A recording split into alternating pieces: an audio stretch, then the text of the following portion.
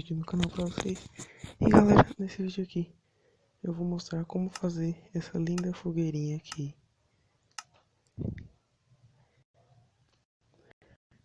Aqui boa, de noite. Aí tem a fogueira, que é a nova fogueira tecnológica que não precisa de fogo. Então, vou ensinar como fazer. Você só vai precisar de lâmpada de redstone,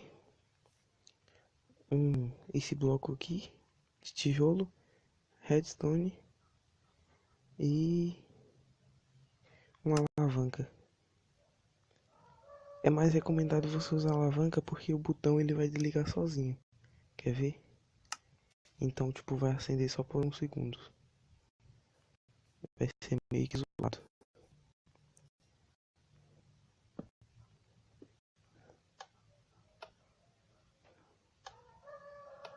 Tá vendo?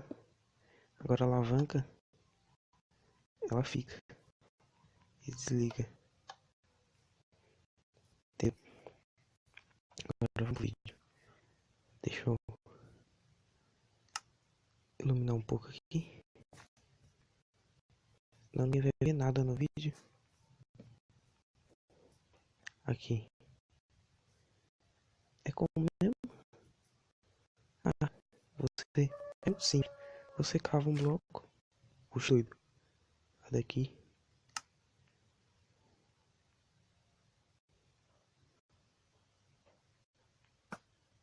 Nossa.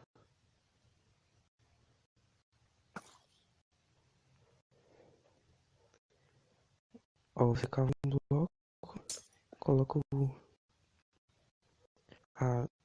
o bloco de redstone. Sempre esqueço os nomes. Agora você cobre aqui naquele estilo churrasqueira. Eu ia falar churrasqueira. Aquele estilo coisinha, fogueirinha. Agora você cava um bloco aqui, colocar um redstone embaixo, que você pode tampar e coloca o pronto.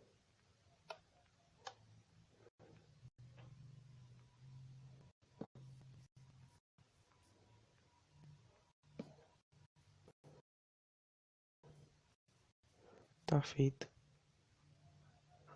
E nossa, deu uma travada, mostra agora. E aí, acalma. Faltou um detalhezinho.